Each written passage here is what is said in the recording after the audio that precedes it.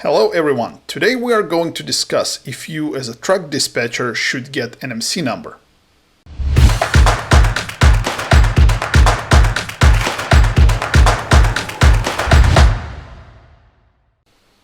So in answering this question, I will provide you with two different scenarios. First, we're going to discuss why you shouldn't be getting an MC number, and toward the end of this video, we're going to talk why you may consider it.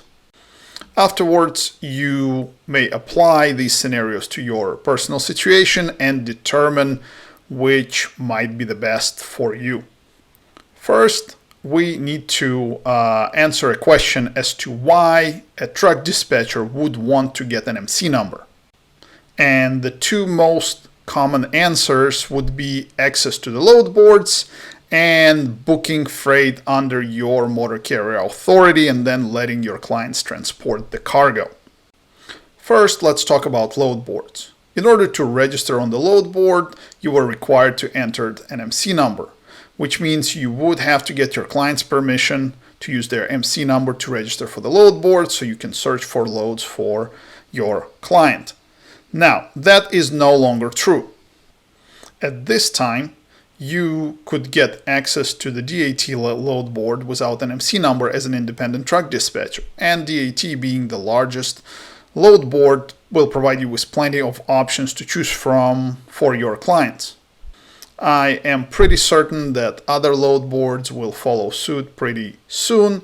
However, if they don't and you do want to register, you can again always go back to your client and explain to them that you can provide them with more load options if they allow you to register on a different load board using your client's MC. Of course, if you had your own MC number, it would be all much easier. However, it is very important that you understand, when you get your MC number, you are getting a motor carrier authority. You are becoming a licensed motor carrier. And becoming a licensed motor carrier means you're going to have a lot of financial and administrative responsibilities. For example, you will have to carry a quite expensive insurance. You will also have to go through DOT audits, and so on and so on. So going through all this trouble and spending all this money just so you can register for the load board does not seem reasonable to me. Now, getting your MC authority so you can book loads under your MC number and then letting other carriers transport it is even worse idea. This practice is known as double brokering, and it is forbidden by most contracts which you would have to sign with freight brokers. It clearly states there that if trucks of another motor carrier that are not yours will transport the cargo that you have booked, they don't have to pay you. Furthermore, they can blacklist your MC number in various databases, and when you're gonna go to book a load in the future, nobody will be willing to give you one because you've been suspected of double brokering, double booking the loads with your MC number. And I am not even gonna go into all the financial and legal risks that you will be exposed to by getting yourself involved in this practice. So I guess at this point we kind of can see that there is not really much of a reason why you should be getting your MC number as a truck dispatcher. However, there is one exception. You may consider getting your motor carrier authority as a truck dispatcher if your truck dispatching operations will be built around this authority. Basically, you intend to operate as a motor carrier, as a trucking company, and dispatching is basically just a part of this operations. You see, once you get your authority, your pool of clients will open up quite a bit. As an independent truck dispatcher, you would normally only work with the motor carriers who have their own authority, and you would use their MC number to book freight for those clients. However, now, since you have your own MC authority, you could accept owner-operators which don't have one. They would have to lease to you, okay? They would basically have to become your contractors and run under your authority. this becomes an entirely different business model. Again, you become a trucking company.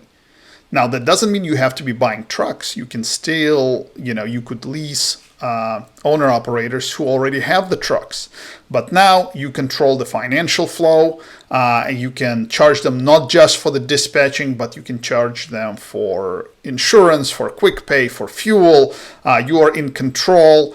You can tell them how you want to operate, where you want to run, and so on and so on. So it can be very interesting. You can also make much more money doing this, but you will also expose to much more risks and liabilities.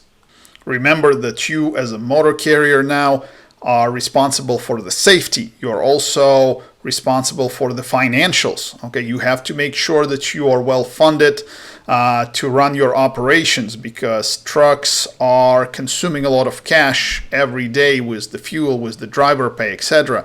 So you have to be prepared for this type of business.